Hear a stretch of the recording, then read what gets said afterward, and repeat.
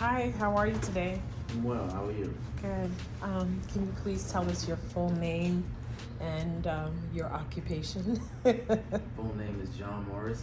Occupation, I'm a licensed barber. So, what brought you into this grooming aspect of the beauty industry? I was broke. Grooming has always been something special with myself. I take pride into how I look, whether that's a haircut or whether that's getting your nails done or just looking clean. So I wanted to give that service to other people.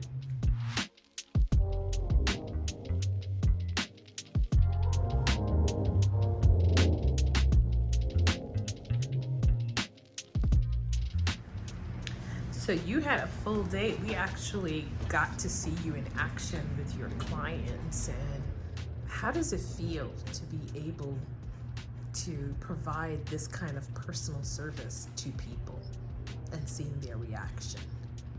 For me, it's the best feeling in the world, to be honest, because I know how I feel when I'm getting out of a chair in a barbershop. So to make somebody else have that feeling, and I always say it's 50-50. I don't say it's, oh, because I'm a good barber. It's like, no, you have good hair, or you have the hair, I need the hair to cut, and then I could do my job. The clients will thank me, but I'm thinking the client. It's 50-50. But to answer your question, it's the best feeling in the world to give somebody that confidence and determination, because I know what a haircut does and can do to you and how it can make you feel. So do you feel that grooming is a direct link to mental health and self-esteem? Self-esteem for sure. In a way, it could be a direct link to mental health. I don't think it's the direct thing to mental health, but it is definitely self-esteem for sure, 100%. So I know a few barbers that go to get haircuts in homeless shelters. They go do it at senior citizen homes. How do you feel about that kind of service, being a groomer yourself? It's definitely needed. It's for sure. The other day, yesterday, a homeless guy came and he asked, do you cut homeless hair?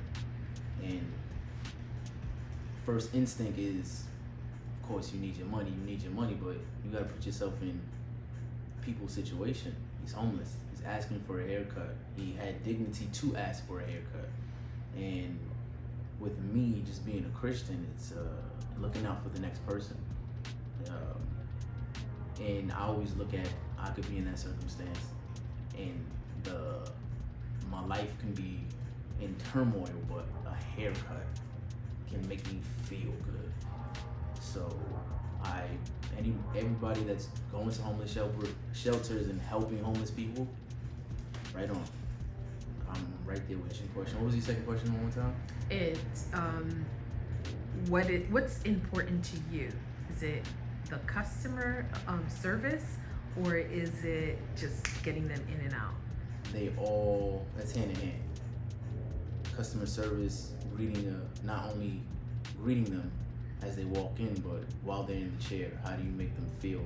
How are you talking to them? Are you listening to them? Ask them how their day is going. That's very important, because you don't understand how many times a simple, hey, how's your day? And then they just drop their shoulders and they let it out. So it's customer service goes in hand with the timing as well. So as a kid, you mentioned that you became obsessed with barbering.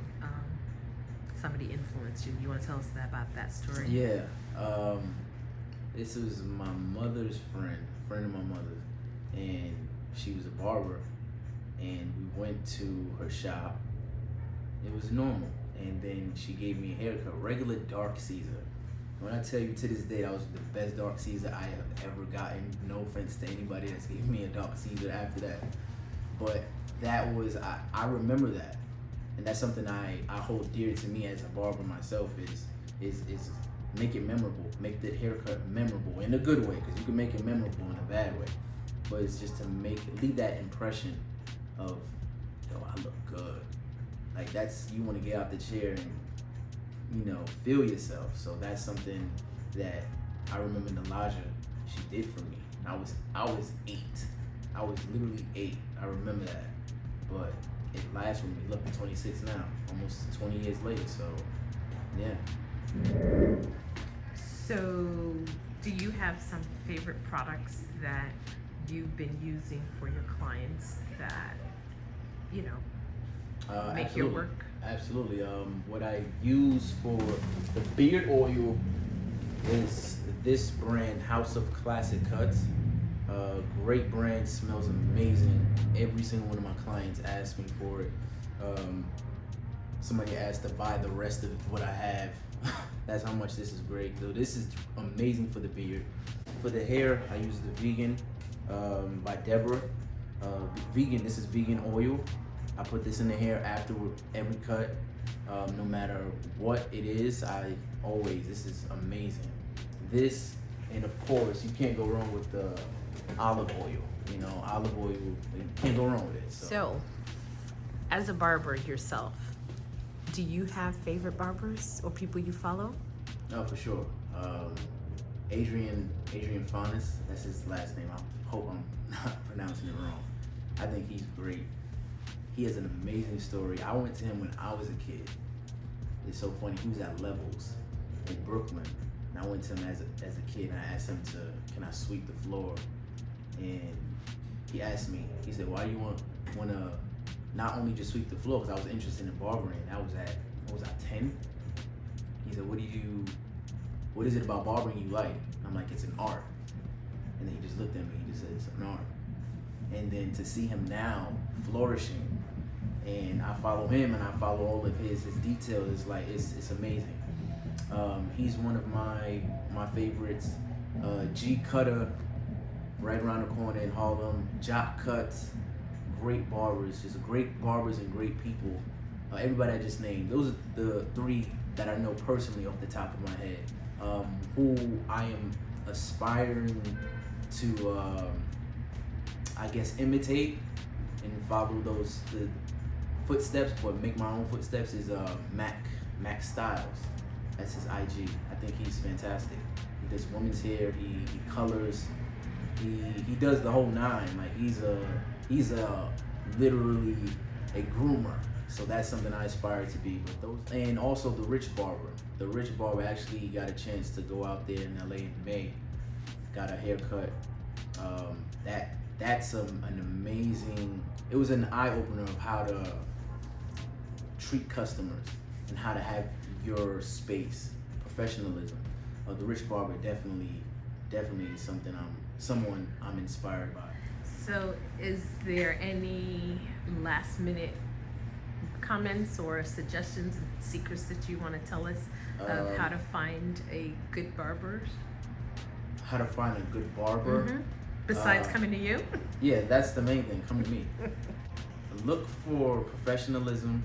Ask questions. It's an interview. I had a client of mine who interviewed me during the haircut to see if I was going to be his barber. Well, yeah.